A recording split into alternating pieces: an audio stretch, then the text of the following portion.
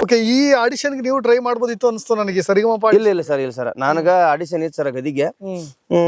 ಗದಿಗಿದ್ದಾಗ ಇಷ್ಟೇ ತಾರೀಕು ಐತಿ ಇಲ್ಲಿ ಹೋಗ್ಬೇಕು, ಇಷ್ಟೇ ತಾರೀಕು ಆಡಿಷನ್ ಕೊಟ್ಟು ಬರ್ಬೇಕಂತ ಮಾಡಿದ್ವಿ ಸರ್. ಆದ್ರೆ ಅವತ್ತೇನಾಗ್ಬಿಡ್ತು, ಬಿಜಾಪುರ ಕಾರ್ಯಕ್ರಮ ಇತ್ತು ಸರ್. ಒಂದು ಕಾರ್ಯಕ್ರಮ ಒಂದು ಹೂ ಅಂದಿಂದ ತಪ್ಸಕ್ ಆಗಲ್ಲ ಸರ್. ಅದು ಎಂತ ತ್ರಾಸ ಬಂದ್ರು ಕೂಡ ಹೋಗ್ಲೇಬೇಕಲ್ಲಿ ನಾವು.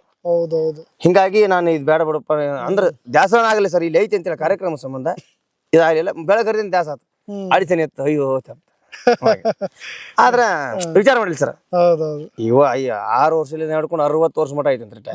ಹೌದೌದು. ಒಂದ್ ಇಲ್ಲಿ ಇವತ್ತು ಮುಂದಕ್ಕೆ ಟ್ರೈ ಮಾಡೋದು. ಅಲ್ಲ, ನಿಮಗೆ ಫ್ಯಾನ್ಸ್ ಗಳೆಲ್ಲ ಡಬಲ್ ಆಗ್ತಿದಾರೆ, ದುಪ್ಪಟ್ಟು ಆಗ್ತಿದಾರೆ. ಒಂದ್ ಹೆಸರು ಮಾಡ್ಕೊಳ್ಳಿ. ಆಮೇಲೆ ಏನ್ ಯಾವ ಶೋ ಏನ್ ರೆಗ್ಯುಲರ್ ಅಂತೂ ಇದ್ದೇ ಇರುತ್ತೆ. ನೆಕ್ಸ್ಟ್ ಟೈಮ್ ಮಿಸ್ ಮಾಡ್ಬೇಡಿ ಅಂತ ಹೇಳ್ತಾರೆ. ಮಾಡ್ತೇನೆ, ನೆಕ್ಸ್ಟ್ ಮಾಡ್ತೇನೆ ಸರ್, ಟ್ರೈ ಮಾಡಿ. ಎಷ್ಟು ಜನ ಫ್ಯಾನ್ಸ್ ಇದಾರೆ ನಿಮಗೆ ಈ ಭಾಗದಲ್ಲಿ? ಮಹಾರಾಷ್ಟ್ರ, ಈವನ್ ಮಹಾರಾಷ್ಟ್ರಕ್ಕೂ ಹೋಗ್ತೀರಾ ನೀವು? ಅಲ್ಲಿ ಬಾರ್ಡರ್ ನಾವೆಲ್ಲಾ ಸಾಂಗ್ಗಳ ಫಸ್ಟಿಗೆ ನಾವು ಬೆಳೆದದ್ದು ಆರ್ಟಿಸ್ಟ್ ಸ್ಟುಡಿಯೋದಿಂದ ಬಾಗಲಕೋಟೆ ನವನಗರ.